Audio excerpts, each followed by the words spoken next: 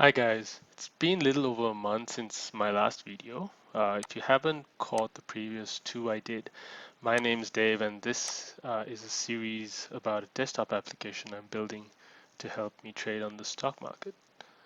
The first two videos I did were about connecting to two data providers and displaying the data. This video will focus more on the graphing capabilities that is being built. So this will be the first of about three parts, which will talk about the basic functionality that's been built so far.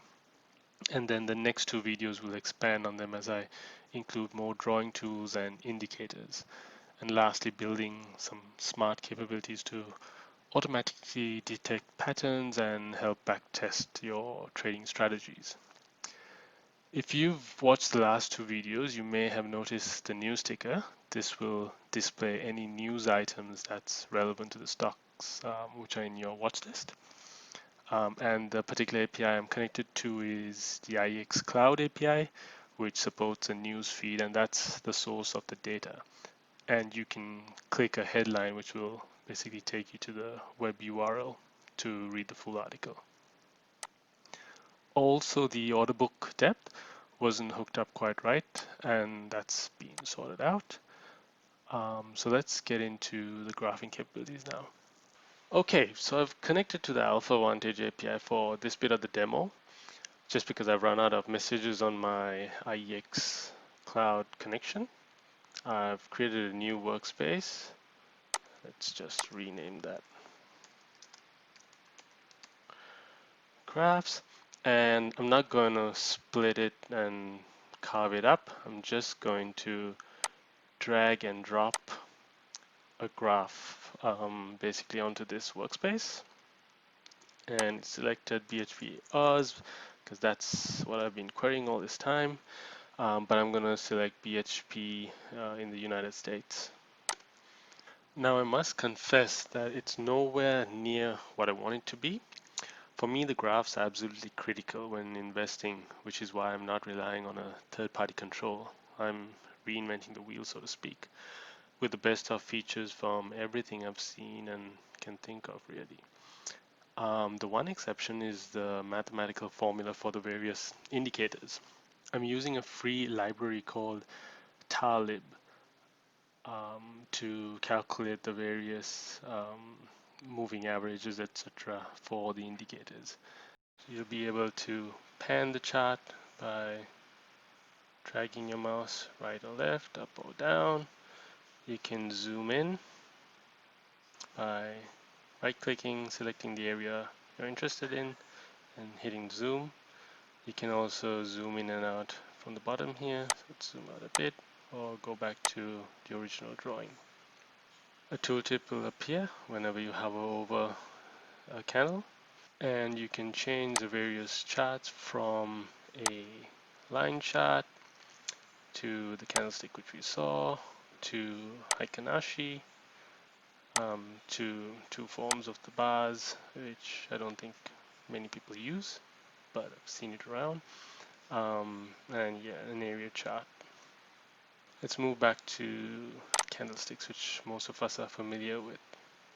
In terms of drawings, we have the deselect tools, which is the default state.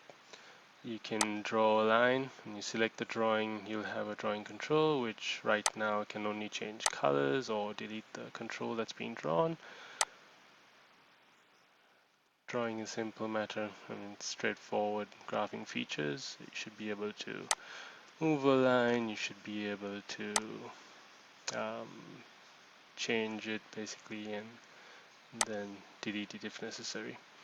The next one is the tracker, another feature that I find it a bit confusing, or it just clutters up the graph to have too many controls drawn up, but yeah, it's a feature that I've seen on some of the graphs, and it's an option that's available. The ruler hasn't been implemented as yet, but should calculate the distance, give you information like how many bars there are, what the movement is, in terms of percentage, in terms of actual values, perhaps even the profit or losses small calculation there, but that's not been implemented as yet. Horizontal line, just so that you can place in where you think the support and resistance lines are. And that's there. You can select it and move that around, or let's get rid of that. Vertical line, same concept, but on the vertical axis.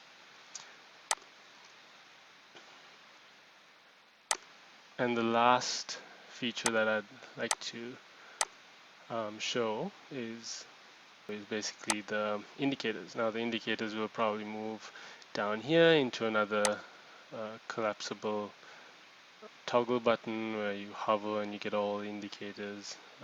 You need to think of a better way to display that, but for the moment I've just implemented the Bollinger Bands, and don't think I'm starting the right way.